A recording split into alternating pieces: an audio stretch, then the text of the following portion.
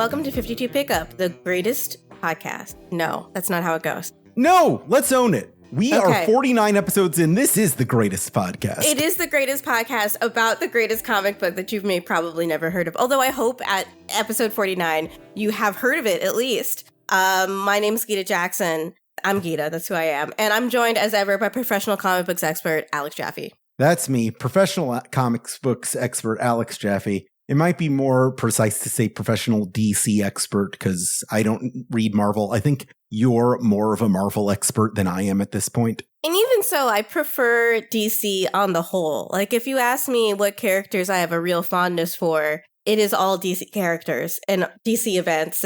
But I do dabble. I dabble in Marvel. There's some interesting stories in there.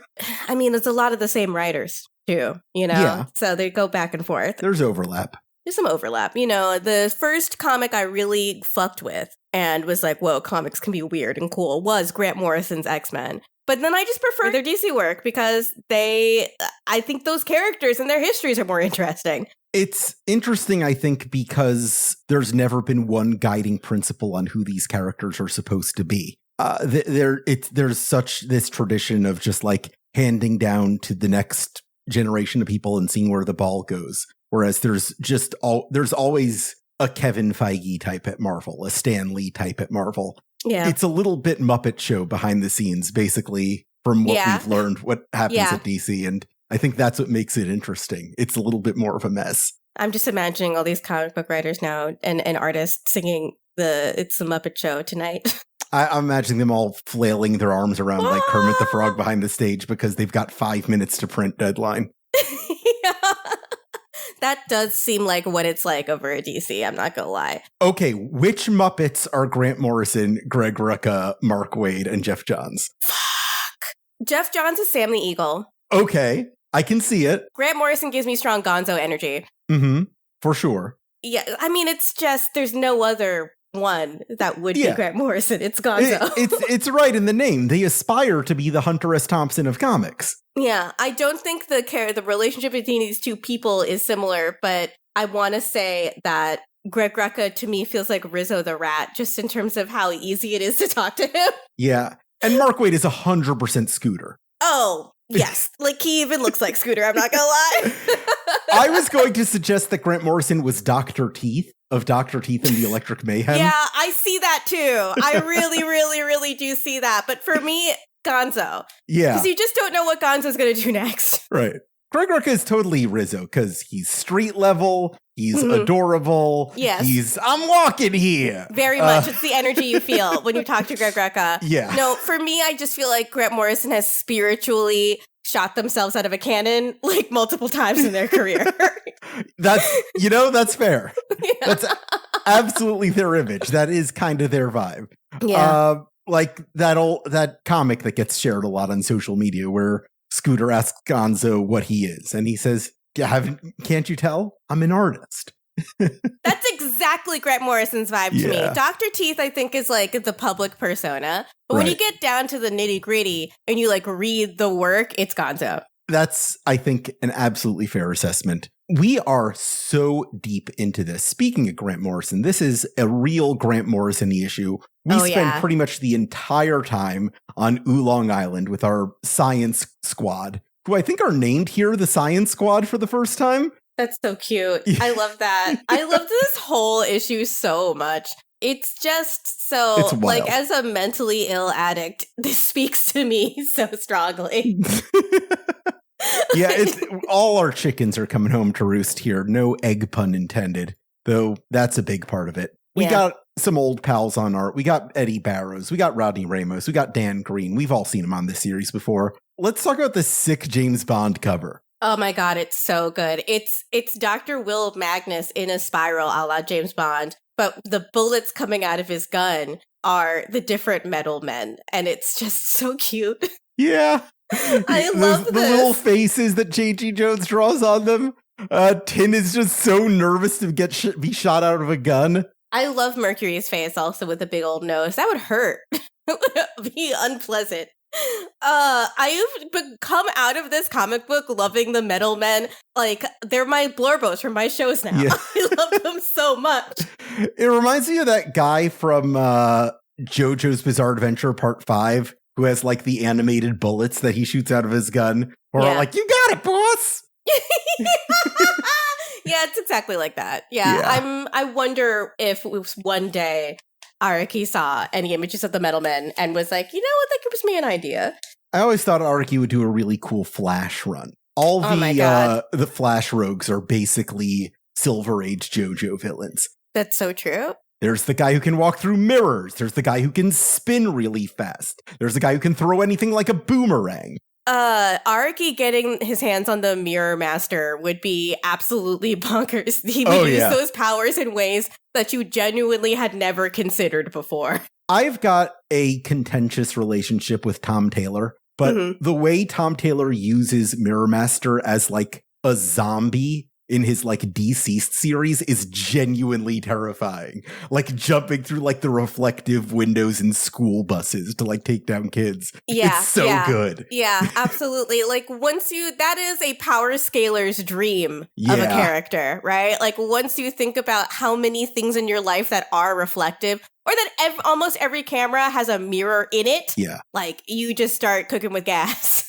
To Grant Morrison's credit, I think it was their Animal Man that really kind of contended with that character the first time. Like, Mirror Master is really fucking scary. Yeah. I mean, I think you're right. And that was where people started being like, that was like the goal of that era of experimental British comic writers, right? Is like going in, looking at these characters that are zany and being like, actually, that's really scary. Yeah. Like really, really scary if someone starting with what is Swamp Thing's deal? Yeah, exactly. Right. And that becomes the inspiration. And I mentioned this like many episodes ago, but please do, dear listener, go back and actually read Alan Moore's Swamp Thing run. It so still good. hits. It's still so good. And you can see just like Alan Moore is just an incredibly gifted writer that luckily that we are so blessed to have in the world, sincerely. You can go into that anatomy lesson issue already knowing the big spoiler of what Swamp Thing's deal is, and it still hits so hard the way he builds it up and pays it off. Yeah, it's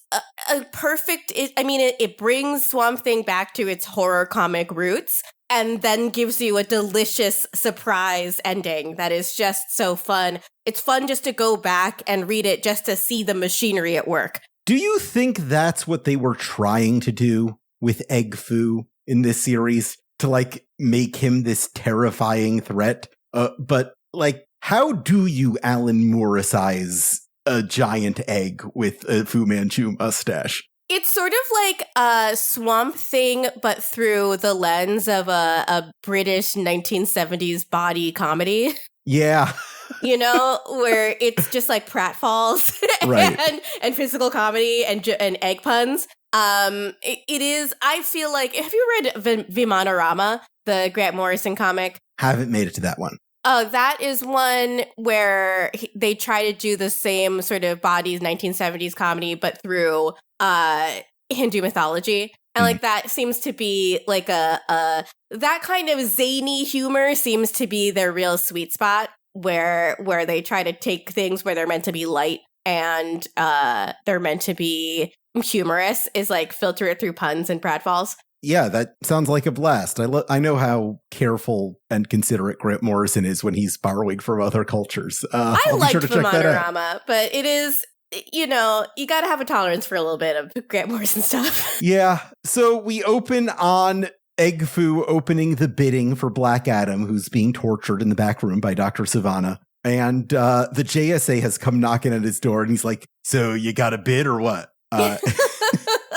So it's Power Girl, Alan Scott, and Atom Smasher here. Yeah. Alan Scott, yes. And it is, this whole interaction becomes the sort of dramatic motion of this issue, where they are up trying to enter Oolong Island. But then the Great 10, everyone's favorite Chinese comic book heroes, the Great 10 arrive and say, hang on, Oolong Island is Chinese territory, and you are not allowed here. And we got the Great Wall of China in the background here when they show up, despite this being on an island very far away from China. Something that Keith Giffen apologizes for profusely in the liner is like, I don't have an excuse for that. I'm sorry. I got mixed up. That's really, really, really funny. Yeah. Oh, Keith.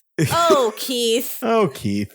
One thing I want to point out is, as long as we're talking about mid-century British comedy, this very Benny Hill line from this mad scientist who goes, "Oh, I hope Power Girl breaks through. I can test out my hypno goggles on her." That's exactly what I was thinking of. It just sort of like the British sex comedy where they're just like, "Ooh, we're misses." Yeah. That's the tone of the humor here. We get our title drop right as the JSA with socialist red guardsman and accomplished perfect physician. And how many other ones of these guys can you name, Gita, genuinely? 0. Not a single one. Although, let me say, I think they should bring back Socialist Red Guardsman, but he's just a DSA member from Brooklyn. Yeah. Just as an American hero. I love that. Yeah, exactly. I think that the name is too good to not use, you know? Yeah. He's canvassing for Zoran right now. Yeah, he won that scavenger hunt. Yeah. We get our title drop, Eve of Destruction, after the 1960s protest ballad, just kind of catastrophizing over all the horrible things that were coming to a head at the same time. A thing I cannot relate to, couldn't be me. Eve of Destruction, have you listened to that song? It's truly just a man ranting. Yeah. It's really funny when you listen to it. It's just like, I got a list of shit I'm upset about, and you're going to hear all about it. Like, it would be unfair to call it a Vietnam protest song because that is like 1/8 of the things that it's about. He's got a lot of other things that are upsetting to him, and he wants to tell you all about them. Yeah. It's sort of not a song. He's just kind of saying stuff. He's like, I'm going to write one protest song that's going to cover all this shit so I don't have to do it ever again. Yeah, that's exactly it. So while we see the standoff that is happening outside, we then transition into the lab where Egg Foo is overseeing things as the rest of the scientists gear up for what they assume is going to be a sort of battle. Dr. Savannah is gleefully torturing Black Adam, but mostly we spend time here with Dr. Will Magnus as Egg Foo asks him, how do the Metal Men actually work? Well, really what he does is like, hey, how's that plutonium man I told you to build coming? We got the JSA at our door. And that's when Will's like, hey, have I ever told you how the Metal Men work? And Egg Foo's like, no, enlighten me. And then Will Magnus goes on this very Morrison-ass tangent about the intelligence of inanimate objects and how personality traits are defined by metals. It is... It's some real deep end stuff. It's some real bottom of the iceberg meme stuff. It really is. It is. I wanted to ask you about this conversation specifically because it is like a Morrison-esque, like refiltering of Silver Age science gobbledygook, where it is trying to give more gravity out of a Silver Age idea of maybe metals have personality. I think it really this is just pure Morrison. Really? As the Metal Men were originally envisioned, I think it was a sort of edutainment thing where they were meant to like be teaching kids about the properties of metals while they were looking at a superhero comic to prove that there was some educational value during the 1950s when everybody was really cracking down on these as like corrupting the youth. But the idea of metals being mapped onto personality traits is not really a thing before now. Interesting. So the responsometer, is that an original invention or is that something The responsometer goes back to the very beginning. That is the thing that gives the Metal Men sentient life. That is the thing that ChatGPT does not have. Yes, exactly. ChatGPT is not the same as the Metal Men. It is interesting. It is like a romantic notion of that edutainment idea. As Egg Foo describes here, this seems like romance, Dr. Magnus, not science. And it is. It's a romantic idea that the thing that makes these inanimate objects alive is something that we embody inside of us, which is like a big idea in ceremonial magic also, which is, or at least how Alan Moore interprets ritual magic, which is that really what you're doing is exploring the interior mind. And that is magical, but it is also your imagination. Like you are just making stuff up. Another very funny note from Keith Giffen in the liner notes here, where he's like, I gotta admit, I don't really like the Metal Men. They're not my favorite characters. I really love Keith Giffen. Keith Giffen, Oliver Shellum, wherever you are. Absolutely. What a bench. I do like the way that Will Magnus describes the metals as being like a part of our personalities, because he has a personality disorder, right? Yeah. And he's very upfront about it. I think the most accepting he is of his mental illness in this whole series comes in this issue, which is really, we'll get there when we get there. But for me, as a person that struggles with mental illness, I really like that stuff where he's like, yes, this is a product of like my own deranged mind. And you know what? I love these little guys. They're my friends. I mean, I don't know how many friends you have who are like in deep need of psychiatric help, and you talk to them at like the bottom of their spiral and they tell you their theory about how the universe works. And you're like, I can see a logic to it. Like, I know how you got here, but that is how I feel reading about these metals and personalities. Absolutely. Here. Right? Yeah. Like, this is Will Magnus at the absolute, like, peak of a manic episode. This is Will Magnus explaining Rocco's basilisk to you. Absolutely. You have to imagine this scene where he's talking super fucking fast. Like, yes. You know? Right, yeah. This whole dialogue is 30 seconds. You get that? Like, yeah. You know, that's exactly what it sounds like when I'm like super fucking activated.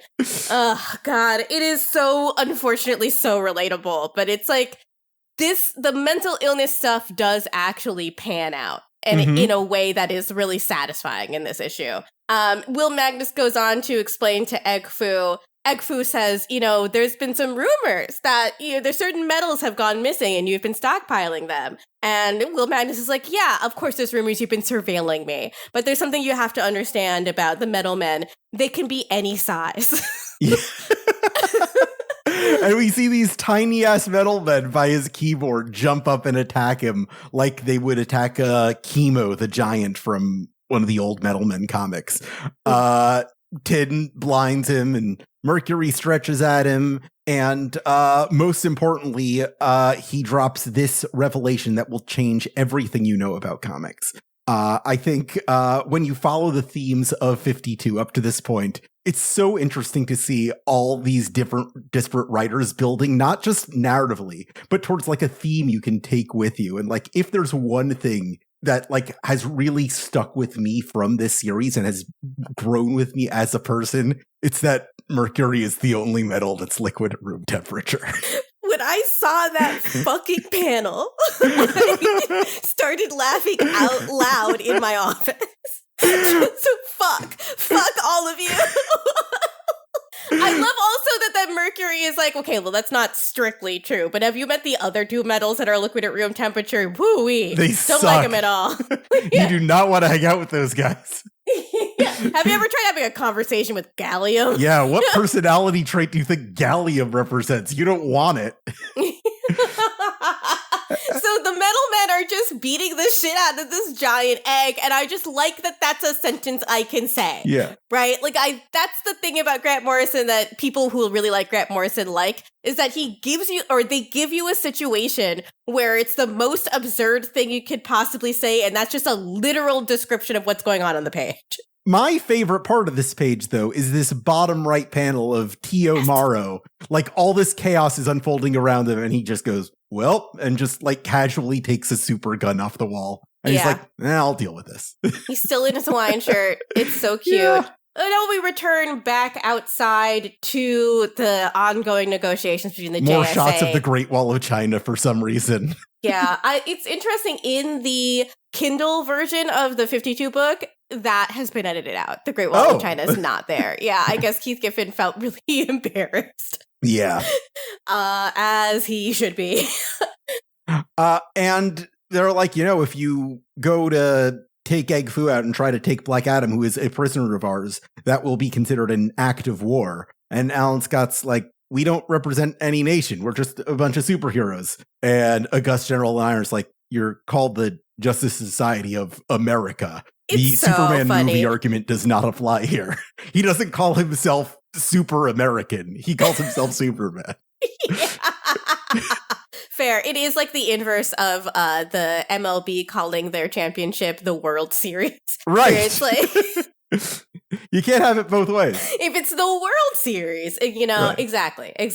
Well, it's the World Series because it's one city in Canada, too. So technically... Oh, okay. Yeah. Sure. Totally. I guess that's two nations, There you meaning go. that it's international. Right.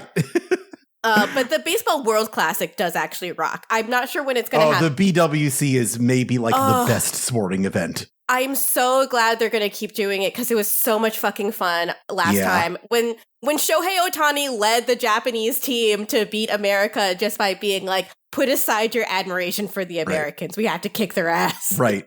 That was so Jocks cool. are right. Sports is good. Yeah, sports are fun. Baseball, especially. I was a baseball hater, but here's the thing.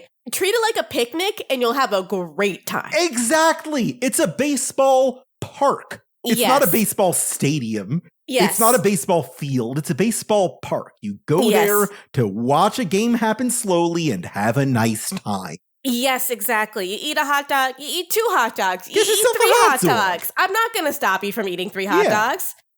Get one for Rizzo.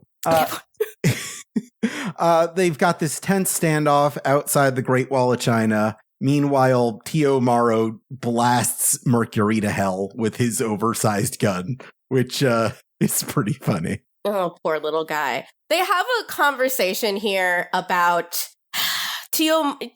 Dr. Will Magnus previously in the conversation says that Tio Maro was the only person that took him seriously when he was talking about the Metal Men. And so Will Magnus gives Maro and only Maro a chance to escape Oolong Island. This is genuinely sweet. I love this as a bookend to like the Tuesdays with Morrow segments at the very beginning of 52. Yeah, like this is their last time they're going to see each other. This is what, like, these pages leading up to the end are what make me feel like Oolong Island is one of the best arcs in 52. Yeah. It's this genuine moment of human connection between two people that are really, truly on opposite moral sides of every conflict, where Will Magnus is really selfless, even if he is insane, and Tio Maro is always going to be very selfish and is not really able to extend that same grace that Will Magnus is. But they know that they're not necessarily, either of them are bad people. They just look at the world slightly differently, and they genuinely like each other and respect each other as scientists. You know what? That rocks. And that's why Will Magnus steals the remote to Dr. Sivana's Omnibot, which is this giant robot orbiting the Earth, so that Morrow can get out of here. And rather than like nobly be like, no, I'm going to see this out with you. Of course, Morrow is a supervillain. And he's like, I'm not going to waste this. And he takes it because, and Will says this very sweet thing where he tells him, you were the best teacher I ever knew. I try to overlook the whole psychopathic supervillain thing. And so sweet. He says, I love that. Well, we all have our flaws. I was right about the tablets, though. So Dr. Sivana is trying to pack up all his torture gear. Love this scene. I love it where Black Adam is so pissed. It's really funny. Dr. Sivana really comes to life in this. I think if you were a person that never read Captain Marvel, this is a great place to start to understand what Captain Marvel's rogues gallery is like. It's the same wholesome 1950s fun, except he's an evil scientist version. Yeah. This week, I've been recontemplating who like my top 10 favorite DC characters are. And if I'm being honest with myself, I think Sivana has to be in there at like 8 or 9. He's just too good. He is the curses foiled again scientist. He is the scientist who walks through walls by reciting formulas. He is the guy who will just dance and jump with glee because he's figured out a way to take Black Adam's enamel off his teeth. There's no better hater in the game. he created a pair of thunder pliers and took off one of Black Adam's toenails. Yeah. And he wears it around his neck as a charm. Oh, God. That's just evil for the sake of being evil. That's what made Lex Luthor in the Superman movie like so entertaining. Here's just a guy who's like, I'm fucking evil. Yeah, one of my favorite lines of all time from the Venture Brothers. I don't know if you fuck with the Venture Brothers. Oh, I fuck with the Venture Brothers heavy. I love them. The Monarch talking about Dr. Venture. He made me want to build an empire to house the machine to kick his ass. Yeah. And that's the guy Dr. Sivana is. You know, I think that Marvel movies really gave people an unrealistic expectation of comic book villains, that they'd always have some kind of noble goal. Sometimes what's entertaining is that they don't have a noble goal, that they're ignoble, that they are selfish, and they represent human flaws. That makes them fun. And that's why the Joker is good. That's why the Joker is the best villain in comics. Yes. Why? Because he's doing crimes because he thinks doing crimes is good. He thinks it's funny. Yeah. It's not funny for you. It's funny for him. Yeah, he's doing some chuckle yucks. He's trying to entertain himself. Have you seen it out there? Boring. So Sivana's just getting the hell out of Dodge, packing up all his equipment. Black Adam is threatening him menacingly, and Dr. Sivana's like, don't care. I'm sure you would pull me apart if you could, but by the time you get out of here, I'll be gone. So bye. Have fun with the Justice Society. He so literally funny. Tells him. That's such a cute little, pin on the end of that. Outside, of course, where he's continuing negotiations, but Alan Scott is getting really fucking tired of this. He's realized something that I'm sure was hinted at, but I don't really care about, which is that... Yeah, what the point of this whole storyline was to begin with. Yeah, Egg Foo is part of the Great 10. And if anyone gave a fuck about the Great 10, then maybe that would be an interesting revelation, but no one does. And so there's that. This is all going back to like the overtures that Black Adam was making at the very beginning of creating this coalition of nations of superpowers to like kind of stand as their own block and possibly like enact like power over world government. And we find out that Egg Foo put this whole task force together specifically to assassinate Black Adam so that this guy who was like a potential threat to global security could be taken down. Turns out the Great 10 were the good guys, and this was all just like this long-term plan to defeat Superman if he was evil, as every superhero universe eventually develops. Man, I did watch Thunderbolts. Marvel has like it's been on every flight I've been on recently, so it's like I'm not going to pay for Thunderbolts, so I might as well watch it while I'm on an airplane. There are so many in Marvel Comics. There are so many different iterations of what if Superman was evil. Mm-hmm. And it remains a question that I find deeply uninteresting. What if Superman was evil? Man, we've seen absolute power corrupt absolutely so many different times in the real world. Let me imagine something different, please. To be fair, this week, as a thought experiment, I went through the history of every Superman comic ever written to find out how many, like, not just Superman-like characters, but evil Kryptonian characters there have been. And do you want to guess how many, like, evil Kryptonians have shown up since the concept of Kryptonians is introduced? I'm going to say 15. 78. There have been 78 evil... General Zod is one of them.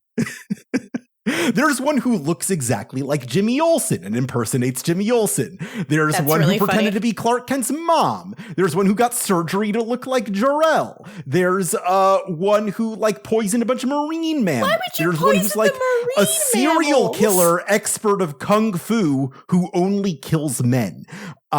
There's what's going on Krypton? What I'm saying is it's a good thing Krypton blew up because all those guys were assholes. Listen, I was talking about this when the Superman movie came out because like, a bunch of people asked me, what do you feel about the reveal that his Kryptonian parents were evil? Same. And I was just like, well, a lot of the time, the reason why Krypton blows up is because the ruling classes extract so many resources from the planet that it is just not stable anymore. Right. And I would say that is most likely an evil society. If that's happening to your planet, the world you live on is not a paradise. It is slowly eating itself. I think actually the absolute comics version of Krypton is, in my mind, just the headcanon of how Krypton it is always. But there is that argument of like, well, Jor-El is specifically the one good guy in that scenario. What about painting him as evil? Jor-El invented a prison where you stick people in forever. Where they do not have corporeal form and they just must suffer isolated from the entire universe for a literal eternity. That is not a good man. Yeah. What's the lifeboat he builds after he realizes that Krypton is dying? It's just for his fucking son and his dog. Yeah. Like, come on. He's not a good guy. We don't have to pretend. Like, if you actually look at the misguided. Yes, exactly. Like, it is, if you just look at the facts of what we know about Krypton, it seems like our Earth, but just with more technology. And I think that is a most interesting way to look at Krypton, not as a paradise utopia, but as a place that we could become if we're not careful. And that's why Superman is here. The first draft of Superman back in the early 1930s was this guy who got evil powers and then got powers and turned evil. And that was boring. But the second draft we don't really talk about is where Superman isn't from Krypton, but he is from the future, where Earth is on the brink of destruction. And Jor-El sends his son back to the past so that he can live a full life before the world is destroyed. And it was only like the third draft of that where they made it a separate planet. But the original idea was that it literally was Earth.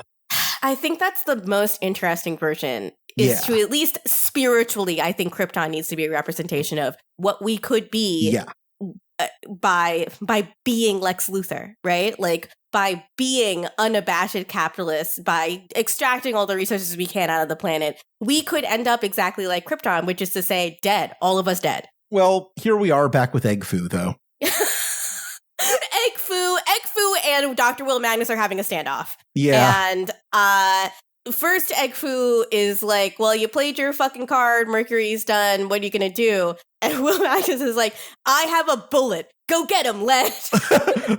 Bullet, go! He's like releasing a bullet from a gun like it's a Pokemon. It's really, really funny. It's just so great. I choose you, Hollow Point. Use armor-piercing round. A critical hit. You don't need it, though, because he's just a fucking egg. So the lead hits him, and the egg cracks, and suddenly... And she comes out as trans. Congratulations. Egg Foo is trans. Oh, God. So my favorite panel, I think, in the whole series comes out. Will Magnus is now being confronted by the other mad scientists. And he says, drop it. I have a particle wave ray gun and bipolar disorder. I have no idea what it might do to you if I pull the trigger. This is so good. And like he's Bruce Willis in an action movie blasting his way through this room. He goes, you shouldn't have taken away my meds. I told you I do crazy things without my meds. Oh, God, this is what I love about the canonical mental illness aspect of this. It's like, so many times mad scientists are portrayed as evil because they're mad. No, Tio Amaro is evil because he's selfish. Will Magnus, when he's bipolar, makes really wacky shit, but he's still a good guy. Right. He's not an evil scientist. He's a mad scientist. Yes. Learn the difference. There is a really distinct difference between Tio Amaro and Dr. Will Magnus. Yeah. And it's his selflessness, his desire to not cause harm is still there when he's bipolar. He just starts talking about like the inherent personalities of metals. Yeah. Mad scientists create Jurassic Park. Mm-hmm. Evil scientists create Skynet. Yes. Yeah. Very, very, very true. All right. That's when the JSA breaks through completely ineffectually because Will Magnus is already taking care of everybody. There's this great panel where you just see a yolk floating in the husk of Egg Foo. Gotta scramble that egg. Yeah. And Black Adam's old friend Atom Smasher, Noah Centineo, goes and stalks the halls of the Science Island to do the whole say it ain't so, Adam. Say you didn't kill all those millions of people for no reason. And he's like, I don't have to justify myself to you. This whole thing feels the most like a scene that could have been written for the Black Adam movie. Yes, absolutely. Because what's the point of this scene? Black Adam is badass. That's the point of this scene. There's really nothing else to do. And we end the comic with Black Adam escaping the clutches of the JSA and shooting off into the sky, making an expression like he's holding in a fart. Yeah. What's baffling to me is that on this last page, there is just a brief cutaway of 2 panels to the remnants of Lex Luthor's Infinity Inc. for basically no reason. Just to say, like, oh, these guys are still around. They should be doing something. Like, we knew that, like, these characters will play a role in one of the books to spin off from 52. And it feels like they're here because they couldn't figure out any other place to put them. But, like, these 2 corner panels on this last page are the only part of this entire book that isn't just Black Adam. And it feels a little jarring. That is true, right? Yeah. It is, I don't know. I don't know why they did all that. Maybe because of the JSA and, like, their legacy. They're, like, making a wider point about that. Like, we can do this better than the stupid old men in the JSA, is what the new Nuklon says, which kind of draws into sparse reality how ineffective they were throughout this entire issue, where it was just like one mad scientist on the inside who really did anything about this, and how all of them have just kind of stood by while Black Adam has killed millions of people. But that's pretty much the end of the issue, where we see Black Adam just hurtling towards his worldwide revenge quest against the people who killed his wife. And that brings us to the backup, the origin of the Justice Society of America. I think this backup is cute. I just think it's nice. It's all I like right. to see all the characters, but there's really nothing to write home about here. The pencils, Don Kramer and Michael Baer, they worked with Jeff Johns on the JSA book, so they're the right people to pull for this. There's not a lot of substance here because I think there's so much you can write about the JSA that it's just so hard to distill into 2 pages. It just ends up kind of being, here are all the guys in it. We just assume you're familiar with them. It feels almost like the way that the Black Adam movie treated them, where like here are just some guys who aren't Superman, Batman, and Wonder Woman who've been around forever. I'm wondering how you feel about the JSA, because there are 2 schools of thought about them, about how they exist to create this idea of superhero legacy, but it also like kind of flies in the face of the idea that like Superman should be the first superhero. I like the idea of superhero legacy, and I like the idea of just a group of old superheroes hanging out. Mm-hmm. I just think that is too fun of a fictional idea to sort of get mad about. Yeah. Although I agree, it becomes muddled because of the iconography of Superman. Right. So Superman is like, I think, for all intents and purposes, in the world that people that currently are alive, Superman is maybe the first superhero they've ever heard of. Right. So it does not compute for a lot of casual fans that there were superpowered people around before that. I do think the movies do a good job of, the new Superman movie does a good job of presenting to you a world in which superhero people have been around for a while, but the arrival of Superman is significant because he is so powerful and because he is so uniquely and specifically good. But I just think it's good for the fiction of the world to have a bunch of people who are older and wiser. Mm-hmm. And when I look at this group of heroes, and they present so many of people that I don't remember and that I am not sure are real men, like Citizen Steel, Jakeem Thunder, and Thunderbolt. Stargirl here is called Star Spangled Kid. Damage, who a character that I for some reason know about, and I don't know how. Liberty Bell. Like, I like the idea that there's a bunch of 1950s coded guys hanging around. Because it allows us to remember the longevity of the fiction itself. They stand in, but without literally standing in for the actual publication history of superheroism, they stand in for the fact that this is a context in which we now have existed for 100 years. Yeah, I do agree with the criticism that, well, Superman should be the first, because if you are not deep in it like we are, that does feel right. That has a logic to it. But I also just like that there's a bunch of old people hanging out. It makes me happy. It does feel weird that we're in a world where Superman could be like, oh, wow, our man. I know you from when I was a kid. Or he's like, Wildcat. I'm so impressed by you, man dressed as a cat. Right. Like, canonically now, we're in a point where Batman has been trained by Wildcat. Like, he was one of the guys who taught him to fight, which I guess I'm okay with. Ultimately, I am okay with the idea of the JSA, but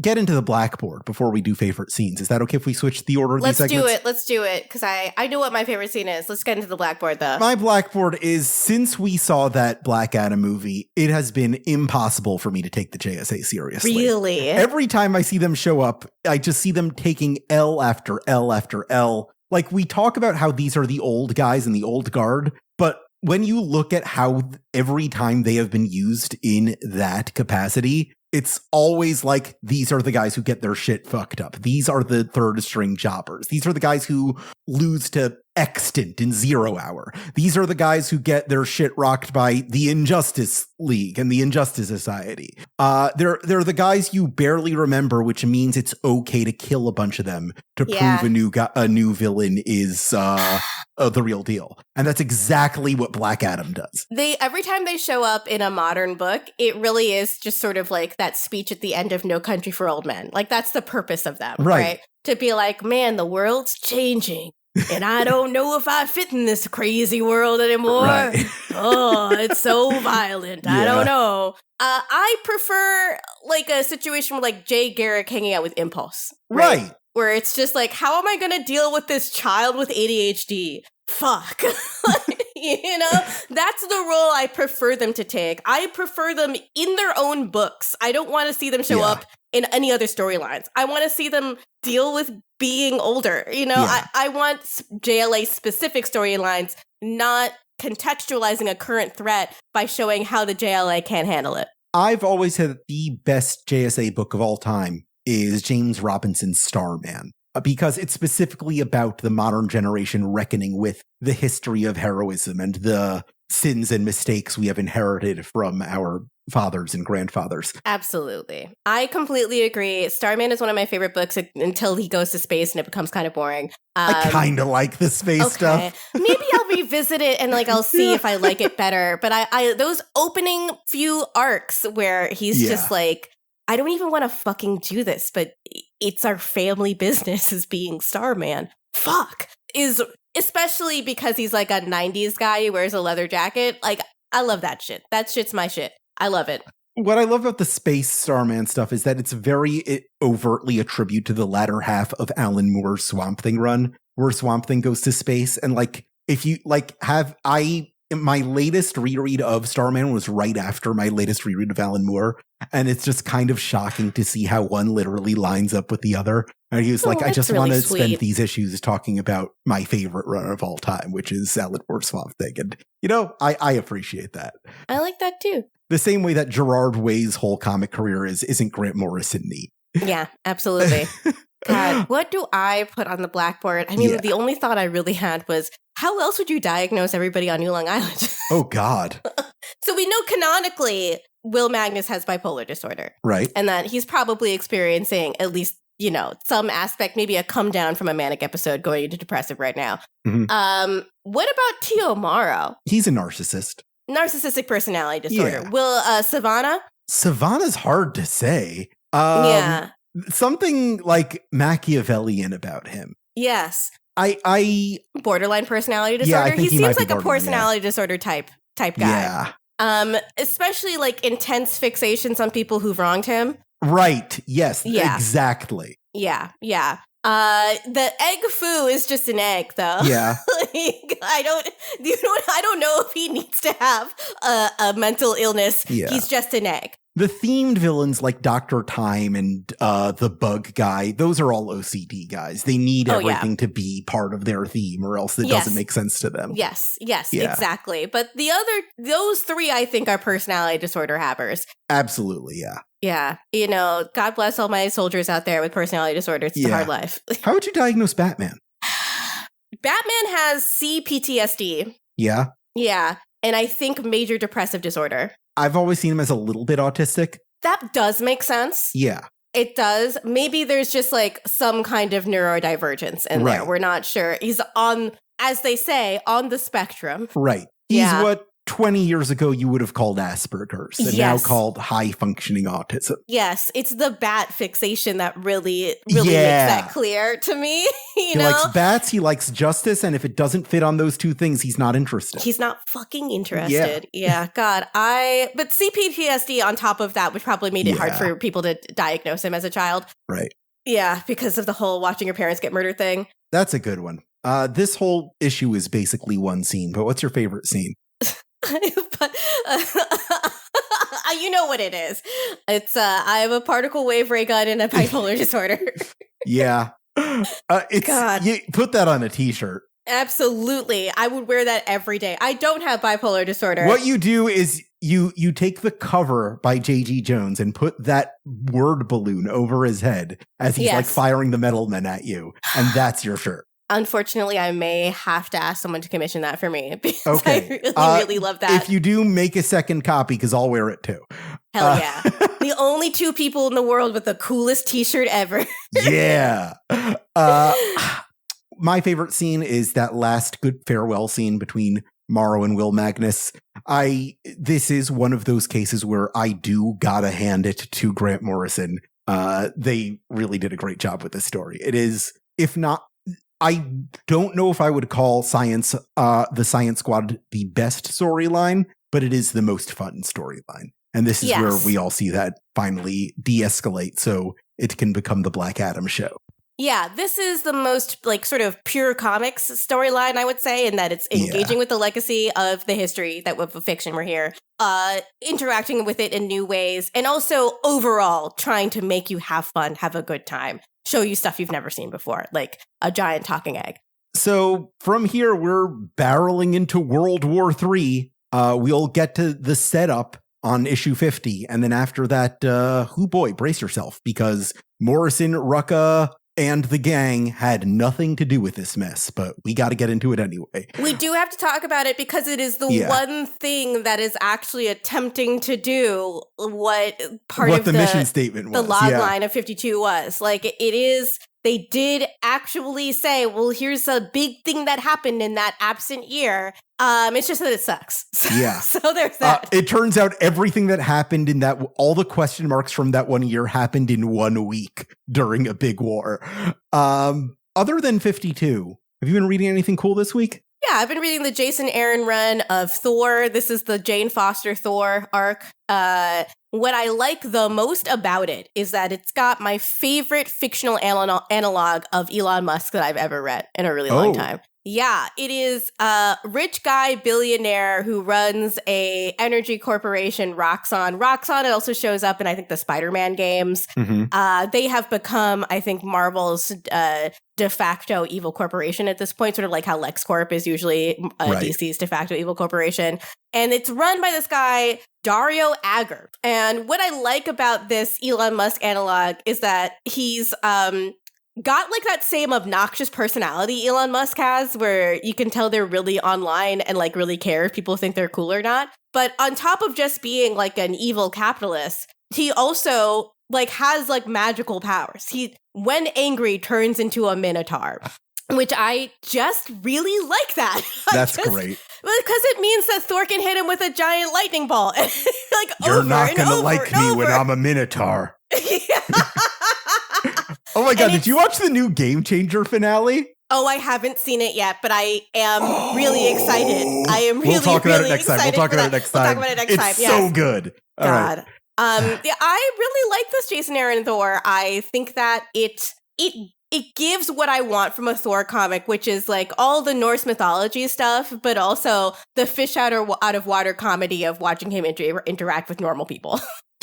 I have been reading this comedy comic that DC published in the 80s called Mazing Man, which stars this little impish guy, man-child, who thinks he's a superhero, except it's set in the real world. And it kind of goes for this greatest American hero Cheers vibe that like they wanted to publish a comic that felt like a sitcom during like the 80s sitcom boom. But what it feels like essentially is SpongeBob SquarePants in Queens. And that rocks. It's not funny, but it is very interesting. You know, that I always appreciate something that doesn't quite work, but it makes me go, why is it like that? Yeah. So, like, Amazing Man is a character I have heard from time to time as a very deep DC pull, because he's a character who has not come up since, because he was never really part of the DC universe. And I was like, I've been putting it off enough. I might as well check it out. There's some interesting stuff here. I would not recommend it to anybody, but it's cool that it exists. It was a collaboration between Bob Rozakis and Steven DeStefano, who previously did like Dial H for Hero stuff. So, there's not a lot of the children do yearn for comedy superheroes. That's why Teen Titans Go is the most popular cartoon of all time. But I think they were hitting on something, but they weren't the right creators for it. Yeah. Humor is very difficult. Yeah. Especially in comics, I have to say. I think because it combines the visual and the written. Written comedy is sometimes easier because you just have to come up with an image and then you, the reader, imagine it. But to create the combination of funny dialogue and funny imagery, I find most humor comics kind of fall flat. Yeah. When I think about humor comics, it's always like strips, stuff that run in newspapers, stuff that like has a specific 3 or 4 panel beat. It's so hard to write like a traditional 22-page comic book that's funny all the way through. I think Matt Fraction did it with Jimmy Olsen and Hawkeye. There was a really good Peacemaker comic by Kyle Starks, which was really good at that. But I spoke to Kyle Starks once, and he told me this quote I'll never forget. He told me, there are only 4 people working in the industry who can actually write humor comics, and Chip Zdarsky isn't doing it anymore. Yup. Ba-da-ba-ba-da-ba. Comics. Yeah. Sorry, I can just see my Snoopy tattoo so clearly in the webcam right now. Yeah. He's sleeping. He's sleeping. Snoopy. He's Snoopy. Anyway, we have one reader question. Yeah. This question is from Vex, who says, love the show. Can't believe the end is so near. Before the end, I want to know about the musical stinger before each episode. Is it from some song, or was it made specifically for the show? It's very cool and gets me in that detective noir mood. In the same vein, what song would y'all pick as Vic Sage's musical theme? What about Renee Montoya's? Thanks. Keep on questioning. Gita, you can take this one because you commissioned it. Well, yes, it is written for us specifically, and I can't remember the name of the artist right off the top of my head, but it is in our post-show credits. So just keep listening at the end of the episode, and you'll hear who wrote this song for us. I agree. I love it. We gave him like 1 or 2 reference points, and he killed it immediately. It was so good. I think it's great. It's my favorite. I've always thought it sounds a little bit like the Scooby-Doo, Where Are You Walking Around theme. Yeah. Da-ba-da-ba-da-da-da. Ba-ba-da-ba-da-da. But like a little detective noirified, and I kind of love that. I know. I love it too. I was so happy with it the first draft. He was like, do you have any notes? And I was like, no. No, you nailed perfect. It's exactly what I want. As for this, you've got way better musical taste than I do. Oh, thank you. I've been waiting my whole life for someone to say that to me. Well, it's just me that I'm putting you ahead of, so that's basically nothing. Okay. For Vic Sage, I've always had it in my head that like he's a David Byrne guy. Like I think Life During Wartime would be a really good Vic Sage theme. Absolutely. Absolutely. I also think, speaking of David Byrne, there's a couple of songs. Life During Wartime would be great, but let me get out of this playlist and search a song that I was thinking of. American Utopia. There you go. Oh, yeah. I know sometimes a man is wrong. I think that's really good. Yeah. Gita, that's amazing. This is why I keep saying you have better taste than I do. Thank you. This is why I always say this. Anytime someone asks me for musical recs, I'm like, why don't you ask Gita? I am just always listening to music. I have ADHD, right? I gotta have something going on. And I can't listen to music because I'm on the autism spectrum. I gotta be focusing on what I'm doing. Exactly. Yeah. What do you think for Renee? I don't even know. Renee is a little bit harder, but I think, let me look at some of the playlists that I've made, because I think she is not a pop girly. Like that is something that is very real. She is also not a rock girly in the same way I am. I do think Claro's Sexy to Someone is probably a good reference point for her, which is just like it's like a sad lesbian song, essentially. That's what you need, a sad lesbian song for Renee. Yeah. Absolutely. Absolutely. But that's not quite theme music either. It's like melancholy. Right. And I do think there's like an action, like there's a more action-y thing that I'm trying to access for her. Unfortunately, I am a rock person. First and foremost, rock is always the reference that I try to go to. Let me see if anything in my saved music. I've just been listening to a lot of Ethel Cain recently, and I know that's the exact wrong mood for her. Mm-hmm. God, actually, maybe it's Walkman the Rat. Okay. Have you heard that song by the Walkmen? No. It's just about being sad in the rain, standing outside of an ex-lover's door and being like, why don't we talk anymore? Yeah. Yeah. I think that might that be sounds it. right. Yeah, that's the vibe. That's her vibe. And that's another issue of 52 Pickup in the books. We got, 3 more to go. Is that right? That feels Jeez. wrong to me. That feels wrong to me too. It's so hard to say goodbye, but we don't have to just yet. We've still got plenty of time ahead of us to celebrate this while we have it, the last strands of these storylines. And that means there's just one thing left for us to do, and it's to check in with ourselves and to ask ourselves the questions that we are not necessarily comfortable asking ourselves, that it's better.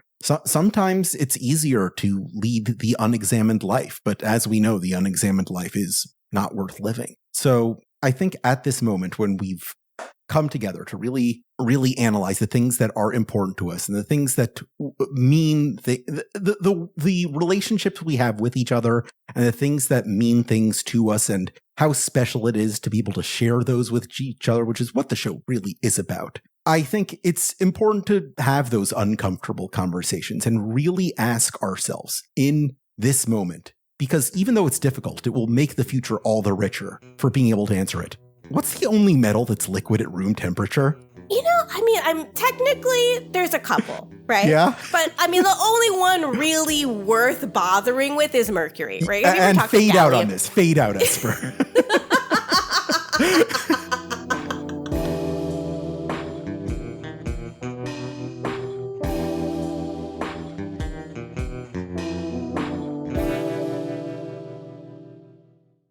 52 Pickup is an Aftermath production created by Gita Jackson and Alex Jaffe and edited by Esper Quim with original music by John Aaron.